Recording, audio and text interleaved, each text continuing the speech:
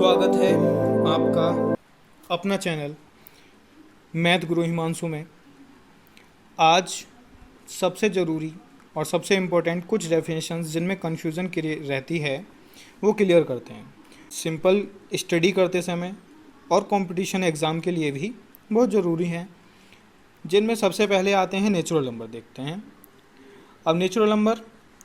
देखिए accountability, simple natural number को हम कह सकते हैं काउंटेबिलिटी, काउंटिंग, वो नेचुरल नंबर है starting with 1 2 3 4 5 dot dot dot और इनफाइनाइट।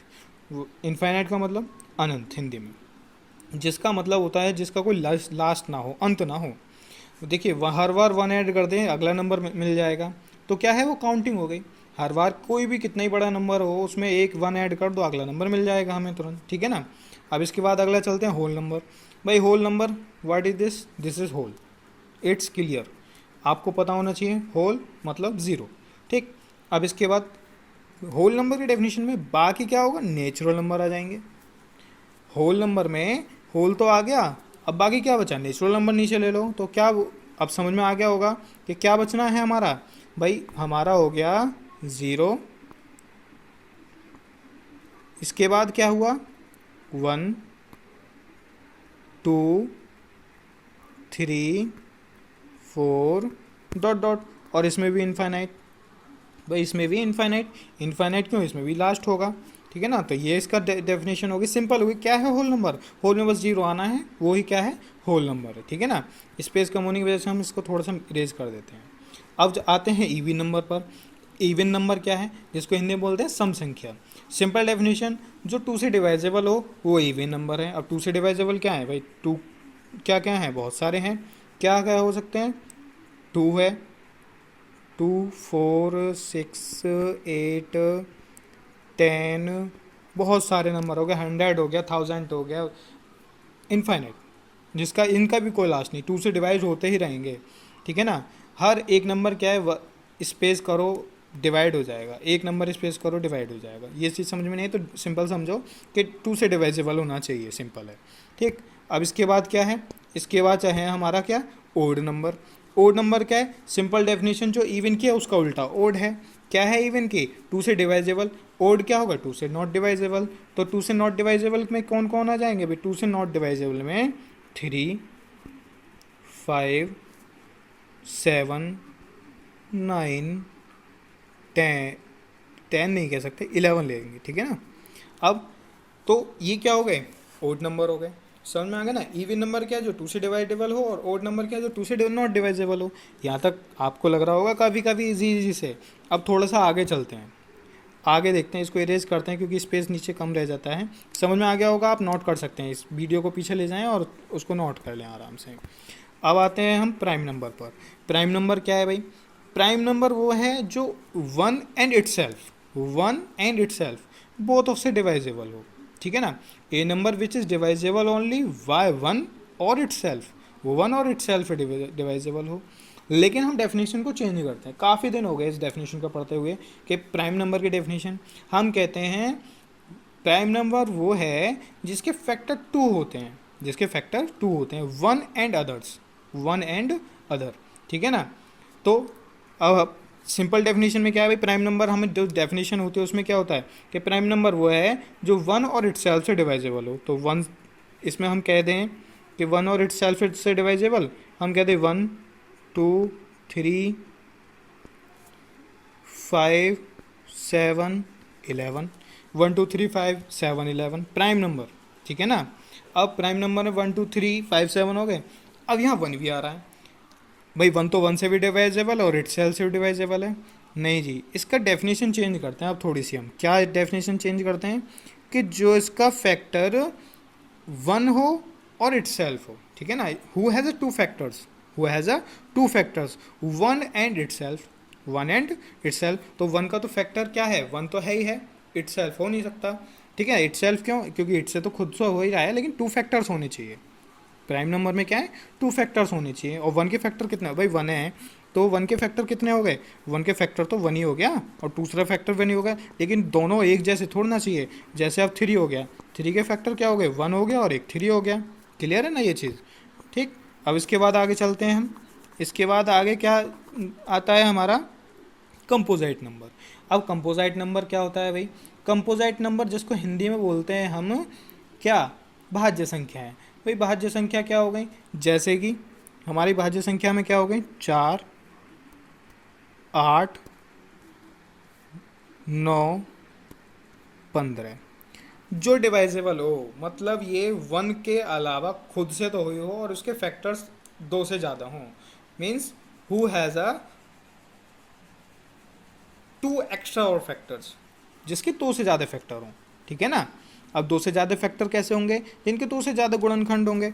अब जैसे 4 हो गया, अब 4 के क्या हैं भाई, 2 से भी डिवाइजेबल है, 1 से भी डिवाइजेबल है और 4 से भी डिवाइजेबल, तो कितने हो गए, 3 हो गए इसके जो गुणनखंड हो गए, फैक्टर्स हो गए इसके 3 हो गए, तो क्या होगा, कंपोजिट नंबर हो गया।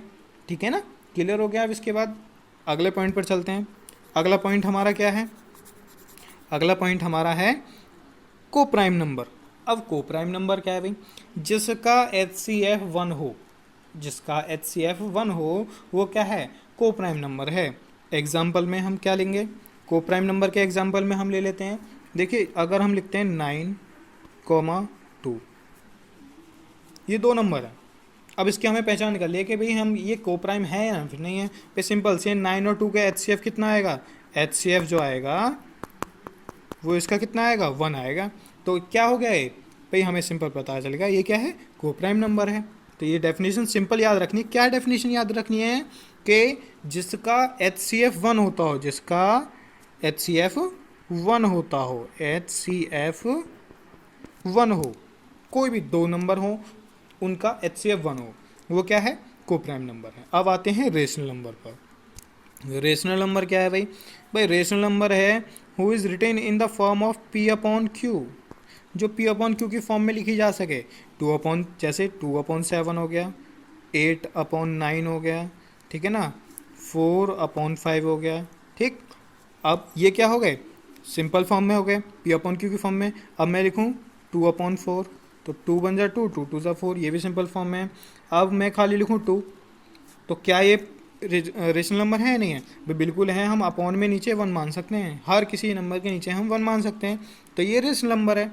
तो सिंपल हमें डेफिनेशन समझ में आ गई क्या, कि जिसको हम P/Q की फॉर्म में लिख सकते हो। ठीक है ना? अब इसकी डेफिनेशन में क्या है, जिसको हम P/Q की फॉर्म में लिख सकते हो, P/Q की फॉर्म में लिख सकते हो, याद रहे। इरेशनल नंबर, भाई इरेशनल नंबर वो है जिसको हम P/Q की फॉर्म में नहीं लिख सकते हो। ठीक है ना? इसको हम Q/P की फॉर्म में नहीं लिख सकते हो। जैसे भाई Q/P की फॉर्म में नहीं लिख सकते, क्या हो सकता है, √2, √2.5, ठीक है ना। इसके बाद 2